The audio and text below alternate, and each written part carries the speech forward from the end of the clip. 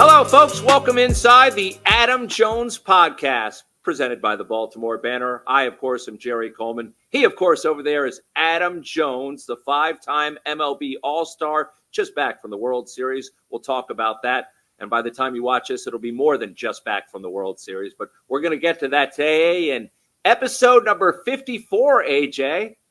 Andrew Kashner, old teammate, great beard, great personality, good sinker. We will be joined by the president of the Baseball Hall of Fame, Josh Rawitch. A lot to get with him. We've already had two Hall of Famers on this podcast, and Ken Griffey Jr. and Jim Palmer. Now we get a third, sort of, at least the president of the Baseball Hall of Fame. We're also going to talk with Kyle Goon, the Baltimore Banner's outstanding columnist, about the Ravens and the Terps woes. Ravens are in a stretch where they're going to play 3 games at home in 11 days after a beatdown against Seattle. They took care of business at home once again. And, of course, another edition of Socially Speaking where someone qualifies for a Dunkin' gift card. And let's talk about the positivity that is the Texas Rangers. Man, Bruce Bochy winning his 4th World Series. You were there in Arizona. Texas goes 11-0 on the road to capture their first ever Fall Classic. They certainly took the fans in Arizona out rather quickly, AJ. You know what? That's the first thing I said when I got to Arizona. Before the game, it was electric. Once the game started, it felt like it was more opening day than like I'm out for blood. It felt like optimism, like, oh, hey, I'm excited to be here. This is going to be crazy. This is, but then once the game started, it was like, all right, we're going to go with the flow of the game, like opening day, opposed to I'm here. This is the World Series. All 9 innings, I need to be standing. I need to be rooting on my team. I need to be the energy source for my team. Although the team doesn't need an energy source, the fans need to be that energy source. Unfortunately, it wasn't there in my estimations. I was with Shane Victorino the whole time. He was just like, bro, this doesn't feel like World Series to me. It feels like opening day. I'm like, that feels just like that. And, obviously he's a Philly guy, and, Philly's completely different. And we know that stadium will be shaken literally. But it's just different atmospheres. And Arizona's a transplant city. We all know that. A lot of the people there are Dodgers, Padres, Blue Jays, Rockies, Giants. There's fans of all over, the Cubs. They're fans of every team there. So when I played there in 19, teams would come in and you would hear them. You'd hear the opposing fans, if not louder than ours. So it's a transplant city. I think that was part of the problem a little bit, but it didn't have that crazy noise. But at the same time, the Rangers took them out of the game, especially game 4. When they did a bullpen game, I was just like, "Oh, this is I'm telling you." In the World Series, a bullpen game. I went to Joe Torre, and he told me a fantastic story that I obviously cannot repeat. And I was like, my question to him was, if you lose game 3, and the starters that you had back in the 90s, and your whole career, if you lost game 3, would one of them starters be knocking on your door before they left to go, said, I got the ball in game 4? He said, look, obviously, no, that's not even a question. He said, I can mention one thing. He said, Clemens came back through game 5 and through game 7. They don't do that. Obviously, today's analytics, they don't do that. There's nothing left after the World Series. Just like right now, every single player is doing the exact same thing. Nothing. That game 4 to me, that was the biggest turnaround. And like I said, we sat in that suite. And I sat with Mr. Torrey for 45 minutes talking about the situation, because if I'm on that team, there ain't no way I'm throwing a bullpen game. Again, it got them to this point, so I'm never going to disrespect what the Diamondbacks did. They had a fantastic season. They made it to the freaking World Series. My thing is, this is, like I said, Pandora's box needs to be open. Ain't no bullpen game in the World Series, unfortunately. Couldn't agree more. You're throwing on 3 days rest. It should be banned. It should be banned. It doesn't need to be banned. It just needs to be the player saying, like you can see the TBA. Nah, I'm filling in that TBA. Right. It's embarrassing. It's embarrassing, I think. When I was growing up, even 10, 15 years ago, the main dude would throw 1, 4, and 7. Yep. 3 days rest. It's the playoffs. And Sabathia went the whole stretch in 08 down. We went 3 days rest. I mean, it's the analytical side. I understand that. I understand the health side. I'm fighting for the World Series. I don't give a damn about none of that. All right, real quickly, we do have to get to our guests, but the Orioles have the 5th best odds, according to the experts in Vegas, for winning the World Series next year. Not bad to be behind teams like Atlanta, LA, Texas, Houston, and Philly. But as far as the Gold Gloves, Rutschman, Mountcastle, Hays all finished 2nd or 3rd in the balloting for Gold Gloves. Did that surprise you? It did in a way. I thought one would have won it. I'm a big fan of success. I think when you're successful, when your team wins, I think that awards need to be like you should get the award a little bit more. You should get a little more favoritism. I believe, because it's like the Ohtani Trout effect. They're great players, but they're not in the playoffs. Alex Bregman, to me, in 2017 was, I think, when Correa was out, I think he was the MVP, just because he moved positions and he team still went to the playoffs. I believe they won the World Series that year. That to me is huge. Winning is huge in sports. Again, you can't fault a player for being great on a bad team. You can't fault that. I would never fault that. But at the same time, you should give a little bit more favoritism to the guys that played all year and played on a winning team. I think this year Hays, with everything, the culmination of went on with the year. Great first half All-Star, playing a damn near impossible left field that you've seen every other outfielder on the road come in and mishap balls that led to Orioles triples and extra base hits. But again, it's, the voting process. Quan, you can't disrespect Quan. Quan had a fantastic year. But I think what it does for all three of the guys is it puts them on the map again.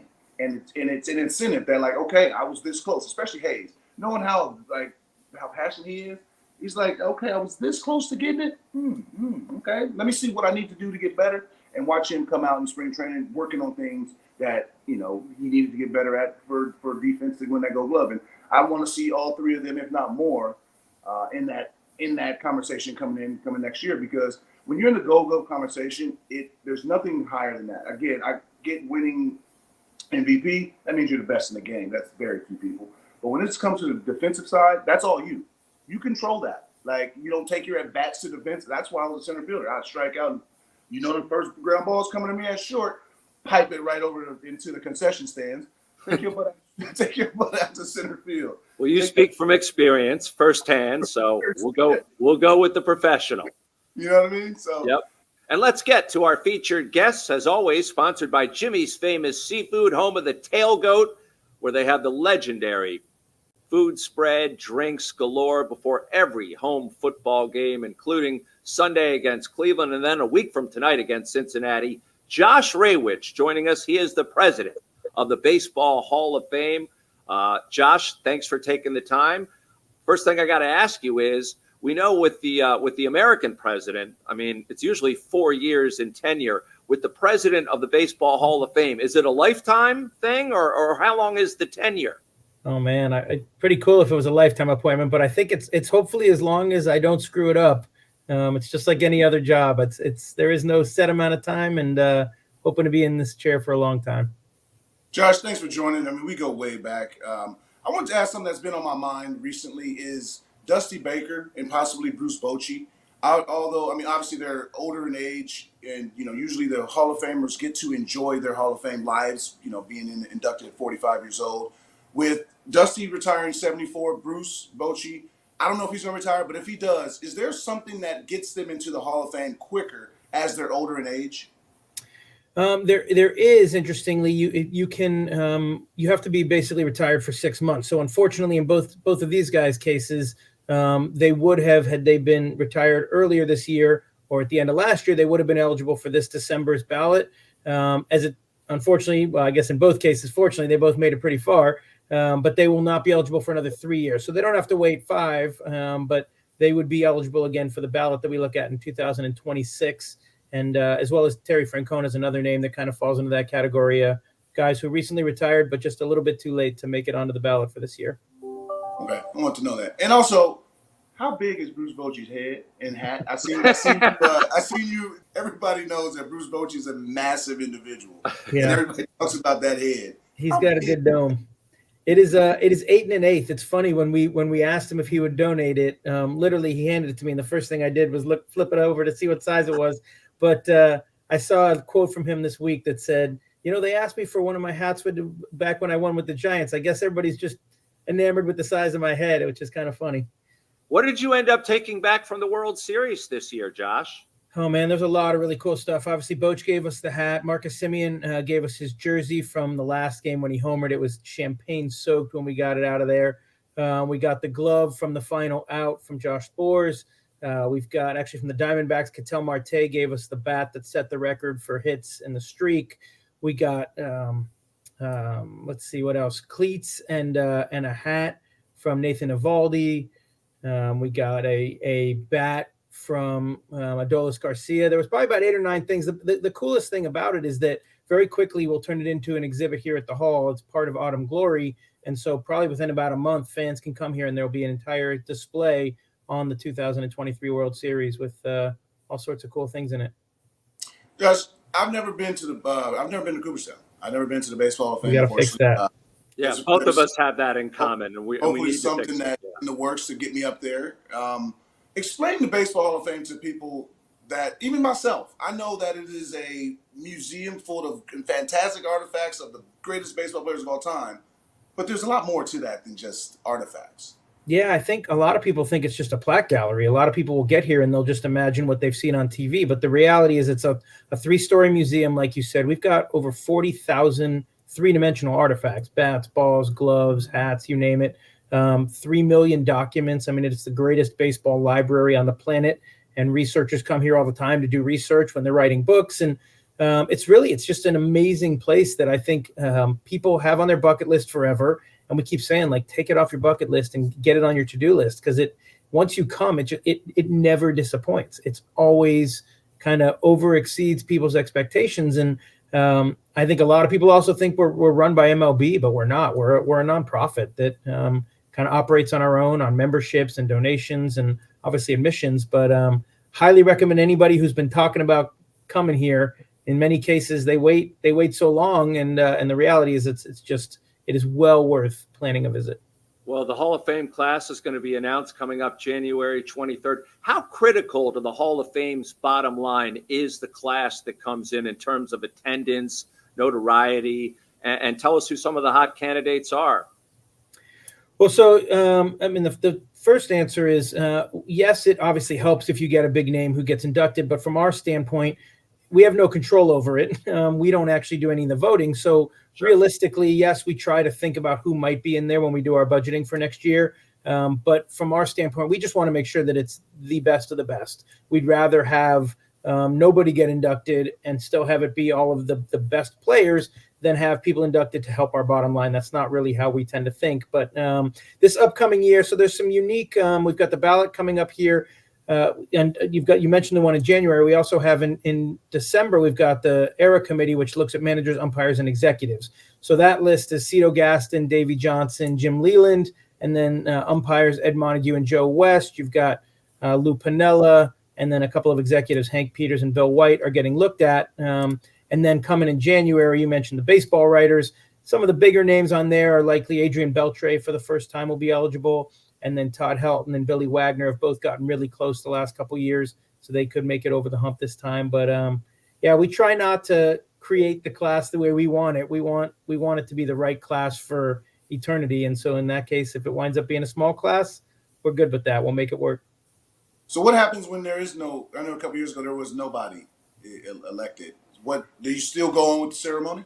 Yeah, what's interesting is the last time nobody got elected happened to be during COVID, so we wound up we weren't going to have one anyway, and then we wound up taking the class and doing it in 21 right after I got here. So that was the last time nobody got elected, and then previously we had about 7, 8, 9 years ago we had no living electees. There was a lot of actual former Negro Leaguers or those who had passed, and we still did a ceremony, and it was obviously smaller, but we're still always going to do it. It's a huge weekend on the baseball calendar. Everybody knows how important that is to the baseball. In fact, yesterday when MLB just put out a tweet about look at what's coming on in the baseball calendar in the next few months, the Hall of Fame announcement is part of it. So even though we're not necessarily part of MLB, they help support us, and we'll continue to do something special even if we don't have a class in a year upcoming. What is like the coolest thing, the weirdest thing, and something that the Hall of Fame that's just like, I have to find this, like an urban legend that the Hall of Fame has?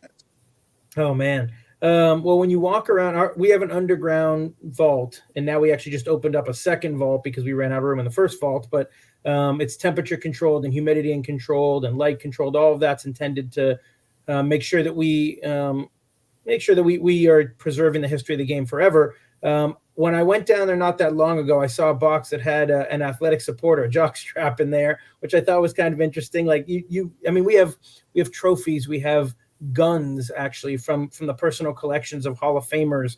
We have desks. They're just, people tend to think of the things on the field, but some of the strangest things are the things off the field.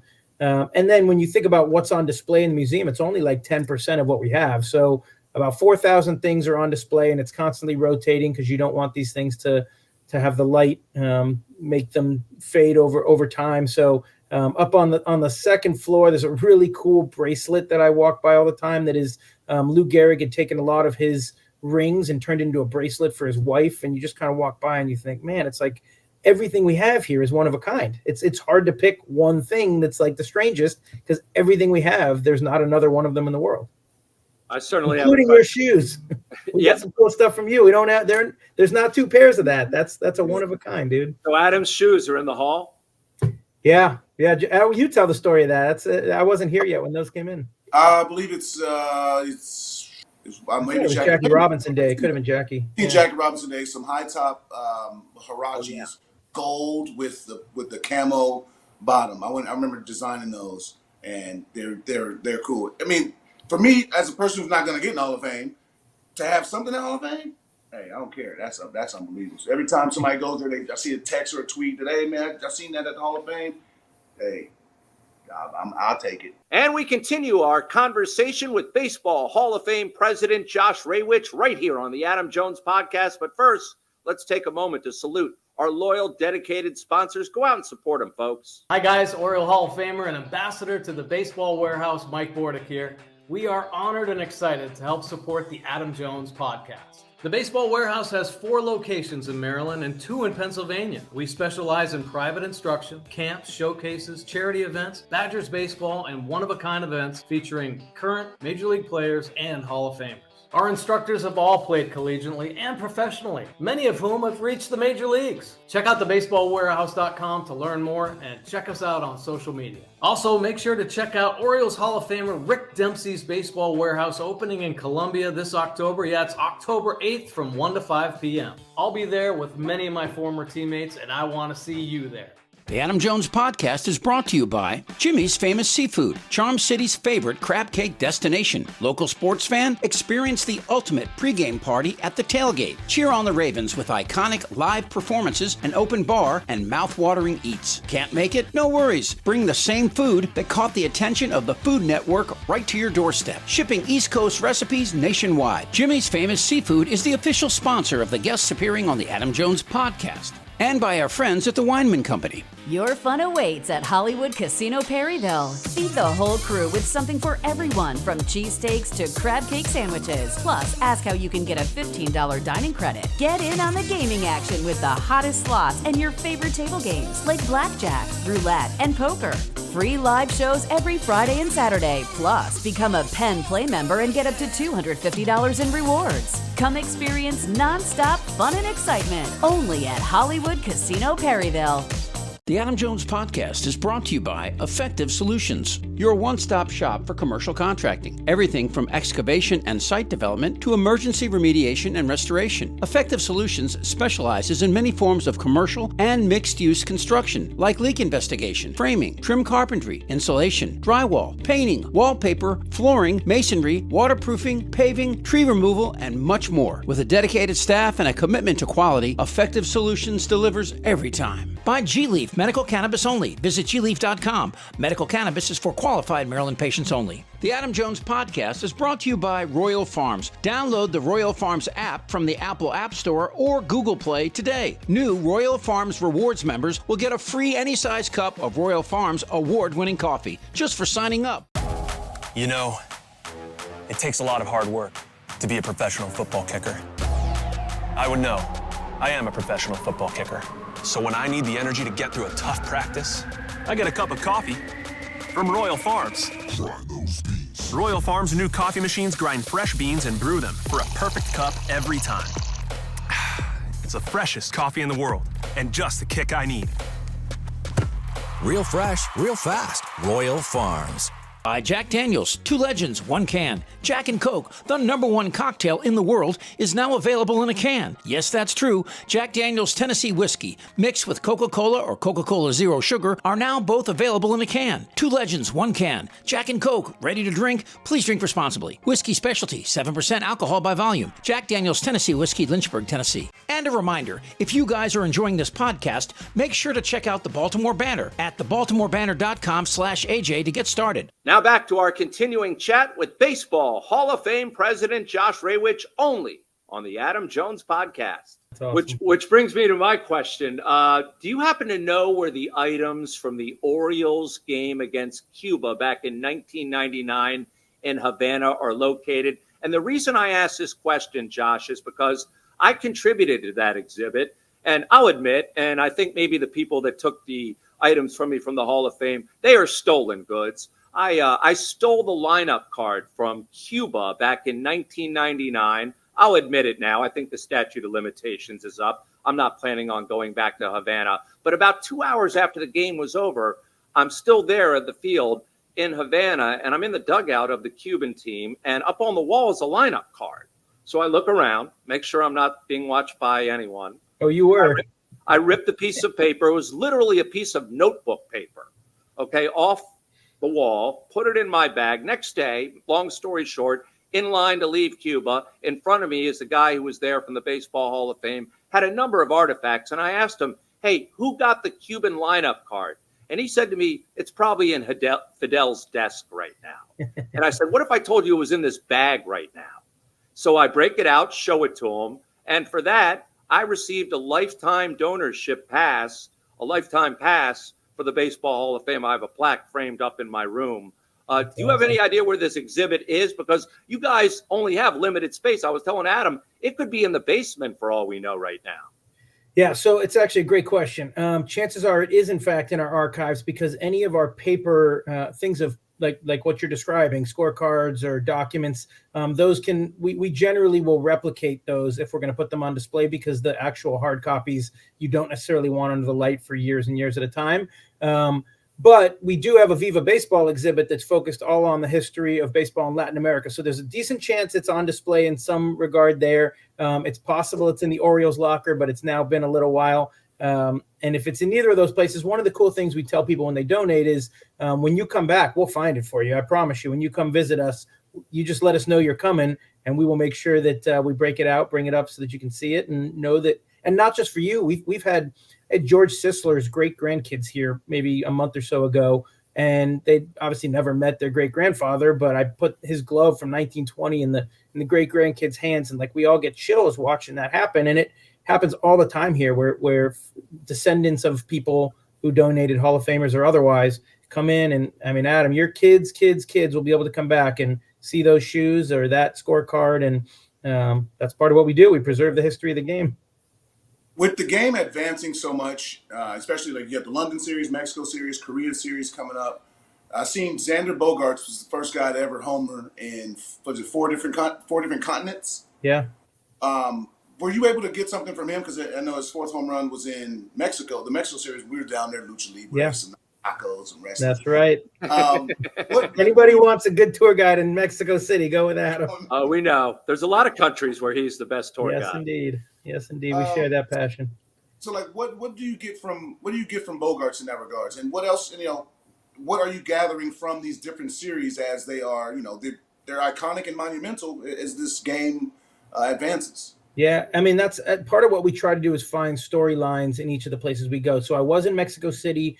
I actually can't remember if we got anything from Bogaerts, but I do know that when I went to London, maybe 6 weeks later, I asked Paul Goldschmidt for his hat because he was the first to play a regular season game in 5 different countries. And when I went and got it from him, it hit me, man, I've actually been to all 5 countries with Goldie because I was at the Diamondbacks. And oddly enough, a lot of them, we went to Australia and New Zealand and Mexico and England, and what was the fifth one? I can't remember what the other one. Maybe it's Canada. It's Canada. Yeah. So we're always looking for stories that will help tell a good background, a good story about the history of the game. And I don't specifically remember on Xander, but I do remember bringing home Manny Machado's jersey from that series. He had a big day. I think he hit a couple homers in the first game. And I remember asking him, like, hey, would you donate this? And like the smile on he was so excited that one of you, and this is a guy who's got a pretty good chance to have a plaque in the gallery here someday. And yet he was just so grateful that we had asked for his jersey. It had a lot of cologne. I remember that. I remember opening it up, and we got home. I opened it up. I was like, man, the cologne carried all the way across the continent. But he was very, honestly, most players we ask, I'd say 99 times out of 100, they want to donate it for the same reason you said. Like they want something of theirs in Cooperstown. It's the sweetest smelling jersey in Cooperstown. Yeah, absolutely. You smell good, you play good. Manny Ramirez started that. He said, Poppy, I gave him a hug. I was like, damn, you smell good. He's like, Poppy, you smell good, you play good. I'm like, yep. He's not wrong.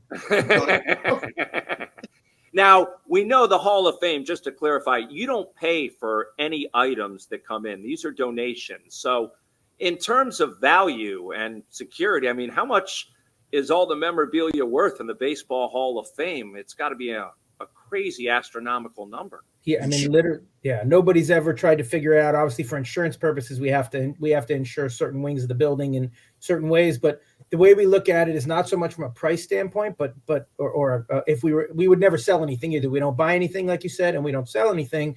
So that the cost or the value of it is not really all that important. We look at it truly as one of a kind, and that's man, you're literally talking billions and billions. If you were to put these things on the open market, we have individual pieces that would go for tens of millions of dollars. And of course, we would never do that. That's not how museums operate, but it's crazy when you think about it that way. I mean, you mentioned like George Sisler's glove. Like if someone had you're talking about 20, 30, $50 million. That the price keeps going up. What's the Mickey Mantle card now? The Honus Wagner card, $6 million or something like that. Yeah, 3-4 times that. Yeah, it's crazy. It's really crazy.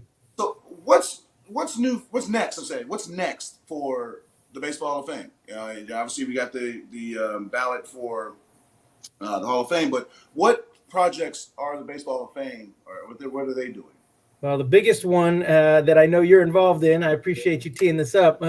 We've spent the last 2 years working on a new exhibit tied to the history of Black baseball that's going to be just unreal. It's an exhibit called The Souls of the Game, Voices of Black Baseball, that's going to open up next spring, but it's more than just an exhibit. We're going to have an online component. We're going to have a traveling component to it. We've got some big news coming soon, and I know you've been serving on the advisory committee because it's important to us. We've had a Black baseball exhibit since even predating the one that's currently there now from 1997 was the 50th anniversary of Jackie breaking the color barrier. But even before that, we had an exhibit on the history of Black baseball. What's different about this one is it's being told from the perspective of the people who lived it. Whereas 25 years ago was probably more from a curatorial staff standpoint.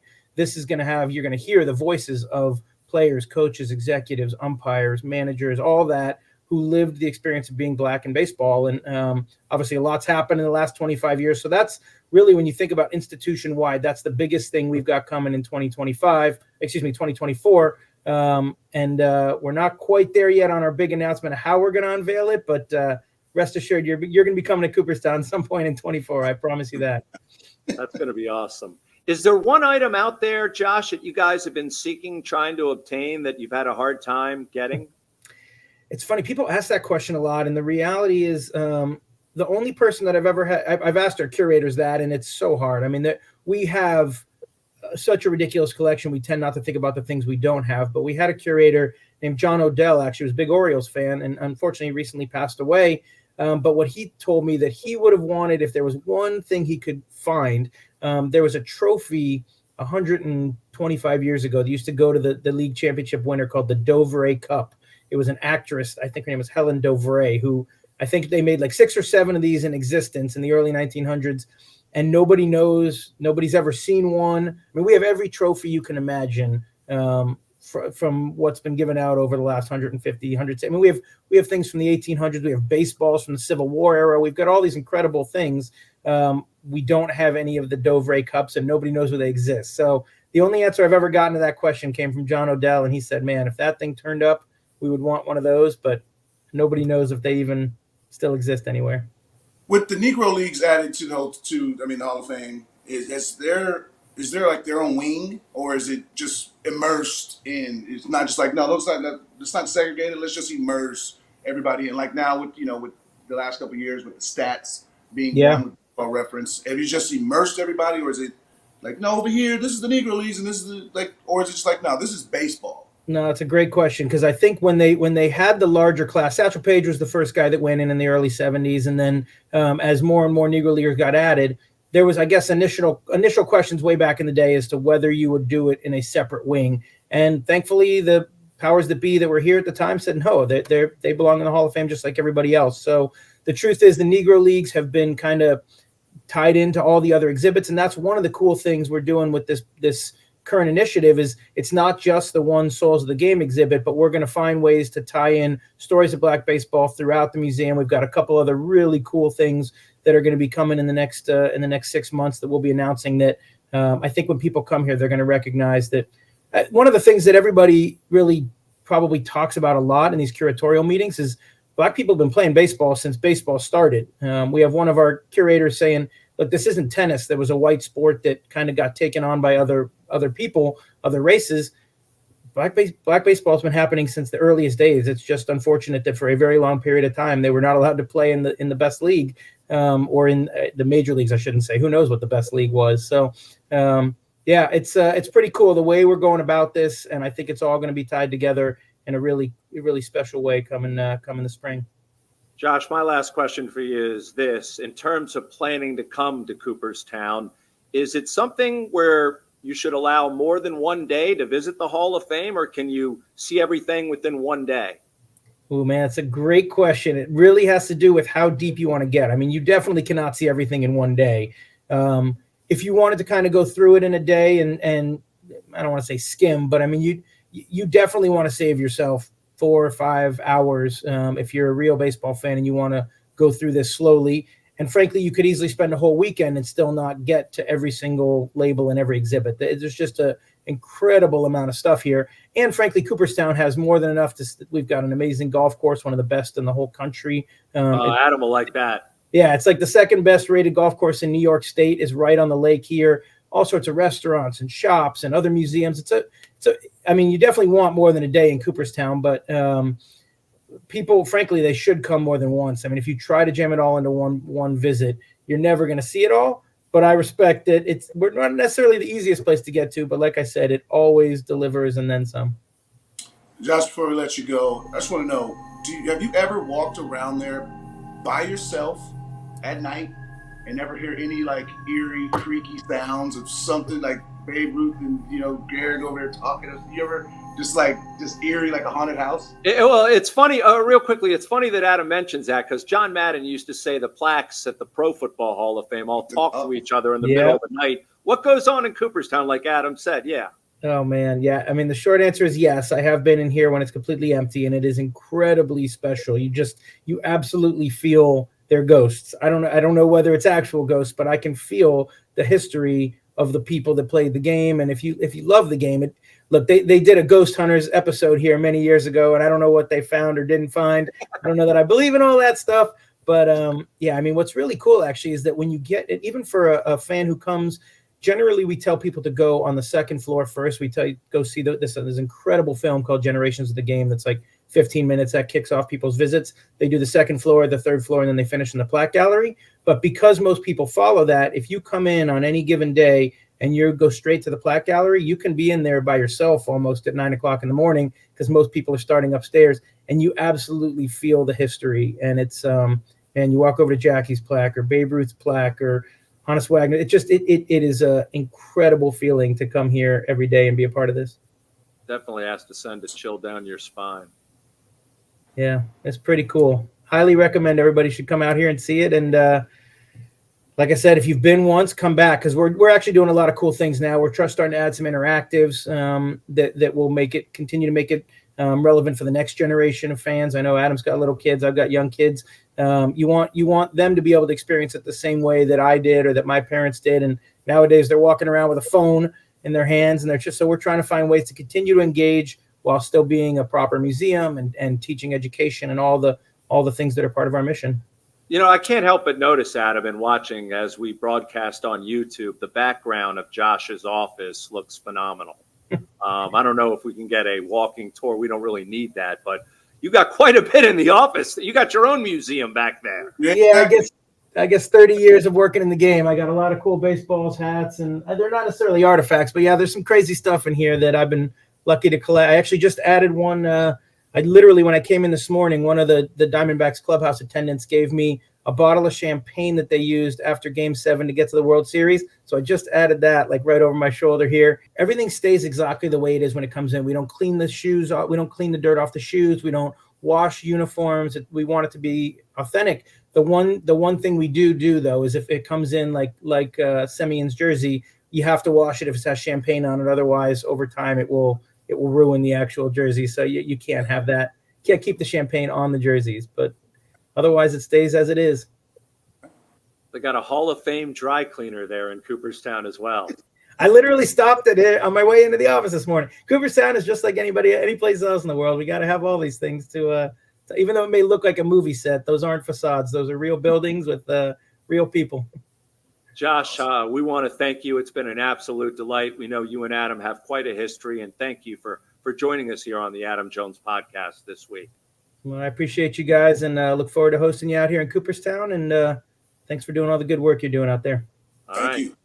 Yeah, Adam, we have to get out there. I know you're going for business purposes as well, but that's on my bucket list, man. Unfortunately, as he said, it's like one road in, one road out, so you got to plan accordingly. Let's move along to our For the Birds segment. It's brought to us by our friends over at the Baseball Warehouse, where they teach you to play baseball just right. He's working his morning exercises right now, fresh off watching the Ravens play. We'll get to the Terps as well. He is the Baltimore Banner's outstanding columnist, Kyle Goon, back on the Adam Jones podcast. So Ravens clobber Seattle, second straight dominating home victory, Kyle. And now they got, 2 games, less than a week at home. They look like right now the most balanced team in the NFL. I don't think that's a stretch in saying that. Did I just take Adam's question? No, you didn't. But last week you're saying this team is pathetic. This week you're saying I didn't say they were pathetic. I said they had struggles offensively. How dare you? All right, Adam, Jerry's got to change a little with the wind. But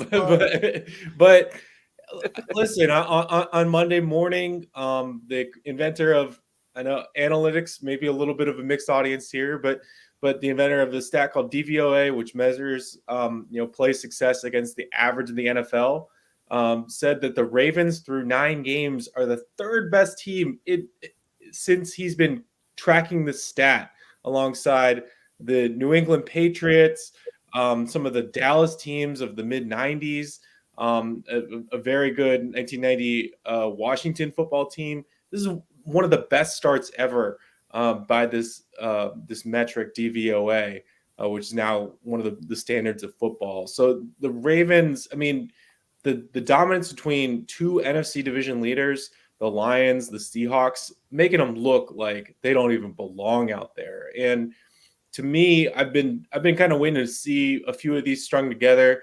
The Cardinals' victory, as you're alluding to, Jerry, was not very impressive, but I think I've seen it. I think I've seen that this team has the upside of an explosive offense, a great run game, the threat of Lamar Jackson's arm, and a defense that is just moving really well. I've been surprised at how they've been able to hold it up. Roquan Smith is a star, but other than that, they don't have a lot of established star talents. Justin Madubuike having a career year. Kyle Hamilton, I think he's really going to be a guy who this franchise talks in reverent tones about for a long, long time. And I think we're just really starting to see it come together, what this team could be when they reach their potential like they have 2 of the last 3 weeks. They look really, really impressive. Yeah, don't forget Geno Stone too, right? All right. Stone, leading the NFL. DVO, rat's ass about that. That's analytical for you. I care about win-loss. They're 72. That's all that matters. That's all that matters. But no, we talk about, like, at home, obviously how impressive the last 2 wins have been. Steamrolled, and you consider, even in London, that was a steamroll game also. Arizona, that right there to me is what you have to do. You got to get a win on the road. It's tough to win on the road. If this team plays the way they played the last 4 weeks, what is the limit? Are they hosting up? Can they host up that trophy? Oh, heck yeah. I don't think there's an NFL team that at its peak has looked as good as the Ravens as many times as the Ravens have looked. I mean, we're also talking about a couple weeks ago. I mean, 2 months ago, they demolished Cincinnati, and it was only a last-second comeback that made it look close at all. I mean, it was not a close game, and the Ravens were cruising out there. They're about to play the Browns this week. They demolished the Browns a few weeks ago too, and they made one of the other great defenses in the NFL look like they weren't playing the same game and scored 4 touchdowns against them. So I just think we've seen this upside pretty consistent as any team in the NFL, and against good teams, maybe not elite teams. I mean, I think we're still thinking about Kansas City, the Eagles, the Dolphins are coming up later on the schedule. I think the Niners are still pretty good, but who has shown more than the Ravens in terms of just pure dominance? Their losses are head scratchers. They're against the Indianapolis Colts and the Pittsburgh Steelers. The Steelers, I know they're doing better, but I think we all seeing those games knew that those were weird, funky games that I don't think really demonstrate what this team is. The wins looking really good, and I would argue no one's done it better than the Ravens so far this year. Yeah, 7-2, tied with Kansas City for the best record in the American Football Conference. They've never hosted an AFC championship game, so hopefully this is a year that occurs. Every time they've won the Super Bowl, they've won the AFC championship on the road, whether it be in Oakland or New England. Yeah, you were at the last one, Adam, as you know. Yeah. All right. Well, let's do it again. Yeah, let's repeat and make the road trip, right? All right, do we want to get into the Terps real quickly here and their woes? Terrible loss, 51-15 last week to Penn State. So demoralizing. They never had the lead. And this is a team that began the season, Kyle, 4-0. Yeah, 5-0 actually. 5-0, yeah. You're hurting my feelings, Jerry, as a Maryland alum. But I don't think I woke up on Saturday morning and thought, oh, Penn State's on the schedule. Maryland football has a really good shot. But that's the reality of this program right now.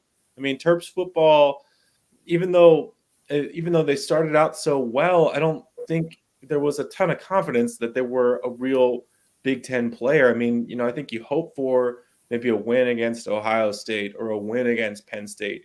Guess what? That's over. And I'm not really looking forward to Michigan in a couple weeks myself. So I just think the upside of this team is just not very high. And then you look at what's going to happen to the Big Ten with some of these bigger schools. I mean, SC is going to come in, Oregon, Washington. Where did the Terps figure into that? They're cannon fodder for these teams right now. And respectfully, I mean, I think Mike Loxley, in some sense, has done a good job in taking what was a very difficult situation and turning around to something that resembles respectability. But there's just no upside for the Terps right now in the Big Ten as it exists today. And as it exists tomorrow, I mean, what is Maryland football? I mean, it's almost like Northwestern or Rutgers or any of those other programs that are just getting run over by the big boys every year. And there's something that maybe just a spark of imagination or something that just lacks when you think about the future of Maryland football. I'm not the biggest college football fan since I didn't go to college. What has the realignment of these conferences done for, like I said, like Maryland football and other programs? I mean, I know they were ACC. I'm a North Carolina basketball fan. People in Maryland got mad at me. I still went to the games. But so what does that really meant to Maryland when it comes to funding, when it comes to every recruiting? Now that they're in the Big Ten is different than ACC when it comes to football. Yeah. Well, now you got all these where you just left off. And when I was a student, I went to many North Carolina basketball games, including a few where maybe yours truly rushed the court. I don't know. Who can say? But to me, and I'm not that old. I'm in my 30s. I mean, those were the teams I wanted to beat. I mean, that was kind of what got my blood boiling for, like, oh, North Carolina's coming on the schedule. Duke is coming on the schedule. In football, like Florida State coming on the schedule. And I think what Maryland has done is in the Big Ten, they're in a much better financial situation. You look at the TV money they get, they're better off. The ACC, that could be a conference on the chopping block someday. But what they've traded in is just any sense of upward mobility. I mean, they're not going to be better at football than Ohio State. They're not going to be better at football than Michigan and Penn State most years. So you just kind of get to hang out in the middle and sometimes drop down, sometimes maybe drop up. And I think what they've also done is just change the feeling for alumni, people who are still going to be paying out NIL money, help you get scholarship money, help you build buildings. For people like me, there's not an emotional connection to beating the schools that you beat now. I mean, it's like, okay, if Maryland plays Iowa in basketball, what does that mean to me? I mean, if Maryland plays Penn State in basketball, who wants to buy tickets for that? And I think there's something that's been lost by the constant conference realignment, chasing television money.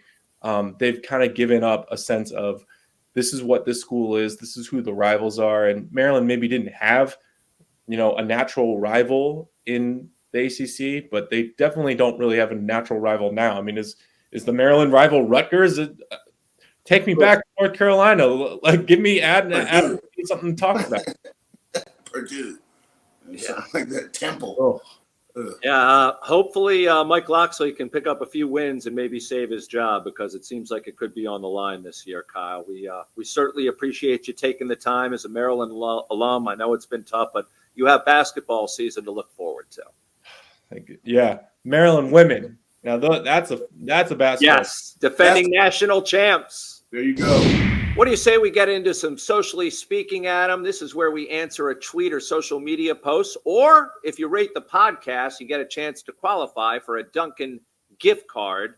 And if you don't know how to rate the podcast, we have a simple video for you. On your phone, go to podcast. Type in Adam Jones. Now you're at the Adam Jones podcast. Then just follow us. It's free. Rate us. 5 stars would be great. Now that was easy, right? Pie video. We don't need to see that. That was the different video. At Adam Jones Pod is where you can locate us. At Adam Jones Pod on X, Facebook, Instagram, or on Apple Podcasts. Give us 5 stars. Like Zach, 5963, 5 stars. Wrote great show. Love how they hit on all the Baltimore sports, not just the Orioles. They bring such great guests on with so many wonderful stories. We love that rating, Zach, and thanks for the feedback. We really appreciate it. We do want to thank our loyal, dedicated sponsors. Let's go ahead and salute them. Hi, guys. Oriole Hall of Famer and ambassador to the Baseball Warehouse, Mike Bordick here. We are honored and excited to help support the Adam Jones podcast. The Baseball Warehouse has 4 locations in Maryland and 2 in Pennsylvania. We specialize in private instruction, camps, showcases, charity events, Badgers baseball, and one-of-a-kind events featuring current Major League players and Hall of Famers. Our instructors have all played collegiately and professionally, many of whom have reached the major leagues. Check out thebaseballwarehouse.com to learn more and check us out on social media. Also, make sure to check out Orioles Hall of Famer Rick Dempsey's Baseball Warehouse opening in Columbia this October. Yeah, it's October 8th from 1 to 5 p.m. I'll be there with many of my former teammates, and I want to see you there. The Adam Jones podcast is brought to you by Jimmy's Famous Seafood, Charm City's favorite crab cake destination. Local sports fan, experience the ultimate pregame party at the tailgate. Cheer on the Ravens with iconic live performances, an open bar, and mouth-watering eats. Can't make it? No worries. Bring the same food that caught the attention of the Food Network right to your doorstep. Shipping East Coast recipes nationwide. Jimmy's Famous Seafood is the official sponsor of the guests appearing on the Adam Jones podcast. And by our friends at the Weinman Company. Your fun awaits at Hollywood Casino Perryville. Feed the whole crew with something for everyone, from cheesesteaks to crab cake sandwiches. Plus, ask how you can get a $15 dining credit. Get in on the gaming action with the hottest slots and your favorite table games like blackjack, roulette, and poker. Free live shows every Friday and Saturday. Plus, become a Penn Play member and get up to $250 in rewards. Come experience non-stop fun and excitement only at Hollywood Casino Perryville. The Adam Jones podcast is brought to you by Effective Solutions. your one-stop shop for commercial contracting. Everything from excavation and site development to emergency remediation and restoration. Effective Solutions specializes in many forms of commercial and mixed-use construction, like leak investigation, framing, trim carpentry, insulation, drywall, painting, wallpaper, flooring, masonry, waterproofing, paving, tree removal, and much more. With a dedicated staff and a commitment to quality, Effective Solutions delivers every time. Buy G-Leaf Medical Cannabis only. Visit gleaf.com. Medical cannabis is for qualified Maryland patients only. The Adam Jones Podcast is brought to you by Royal Farms. Download the Royal Farms app from the Apple App Store or Google Play today. New Royal Farms Rewards members will get a free any-size cup of Royal Farms award-winning coffee just for signing up. You know, it takes a lot of hard work to be a professional football kicker. I would know. I am a professional football kicker. So when I need the energy to get through a tough practice, I get a cup of coffee from Royal Farms. Try those beans. Royal Farms' new coffee machines grind fresh beans and brew them for a perfect cup every time. It's the freshest coffee in the world and just the kick I need. Real fresh, real fast. Royal Farms. By Jack Daniels, 2 legends, 1 can. Jack and Coke, the #1 cocktail in the world, is now available in a can. Yes, that's true. Jack Daniels Tennessee Whiskey, mixed with Coca-Cola or Coca-Cola Zero Sugar, are now both available in a can. 2 legends, 1 can. Jack and Coke, ready to drink? Please drink responsibly. Whiskey specialty, 7% alcohol by volume. Jack Daniels Tennessee Whiskey, Lynchburg, Tennessee. And a reminder, if you guys are enjoying this podcast, make sure to check out the Baltimore Banner at thebaltimorebanner.com/AJ to get started. Thanks to senior executive producer Chip Franklin for putting this episode together. Chip's like a field of dreams, except in my case, it's a field of nightmares. Also, go out and subscribe to the Baltimore Banner, please. They help us so much with this podcast. Until next week, be kind, be real, and make sure to be back for another episode as we wind down Season 2 of the Adam Jones Podcast.